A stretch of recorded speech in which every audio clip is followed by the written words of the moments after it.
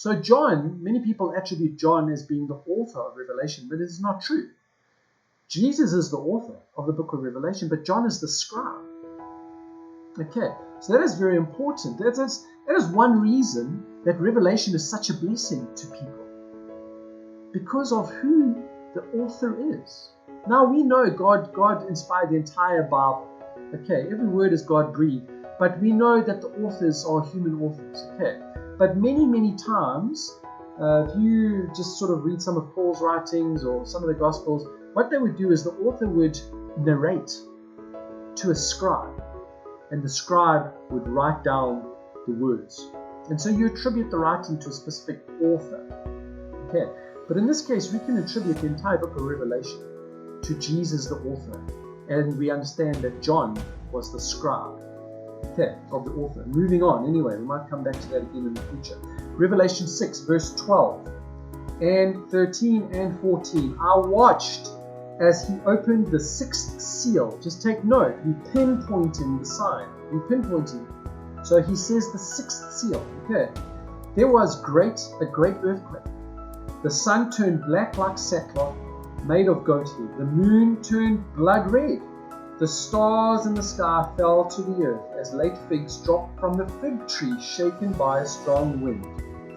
The sky receded like a scroll rolling up, and every mountain and island was moved from its place. The kings of the earth, this is now verse 15, kings of the earth, the princes, the generals, the rich, the mighty, and every slave, and every free man hid in caves and among the rocks of the mountains. They called to the mountains and to the rocks, fall on us, hide us from the face of him who mourns. I'm going back to Matthew 24 in my head. Let me reread that. They cry out, fall on us and hide us from the face of him who sits on the throne and from the wrath of the Lamb. For the great day of their wrath has come, and who can stand? These few verses, I actually went on to verse 17, so Revelation 6, 12 to 17, all tie back to Jesus' words in Matthew 24, which he quotes from Isaiah 13 and from Isaiah 34. It all links together. And what do we see? We see the moon turns black. We see, the sun turns black. There's a great earthquake. He speaks previously about the earthquake in Matthew, many multiple earthquakes. So there's a specific earthquake. Just before the sun turns black. The moon turns blood red. The skies fall to the earth. And then he speaks again about the late figs in the tree. It all ties up. And then the sign. Because he says in Matthew 24, the sign will appear in the sky, and all nations will mourn.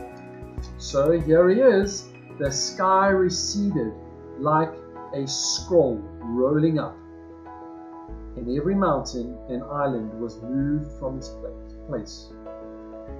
So the sky is going to roll up, and we are going to have an interdimensionality vision, view, real to us. We will now, at the moment, we look at the sky, and if it's daytime, we'll see clouds, we'll see maybe the sun shining, partly cloudy day or a clear day, and might turn blue and get the beautiful sunrises and sunsets, which are just so amazing to look at anyway. But and then at night time we look through and we see the night sky, the stars and the other orbiting bodies out there. But a day is going to come where the sky is going to roll up, and when we look up from the surface of the earth, we look up, we're going to see a dimensionality that we've never seen before. We're going to look through and see something else. And let me tell you, that is going to make a whole lot of people tremble in their boots.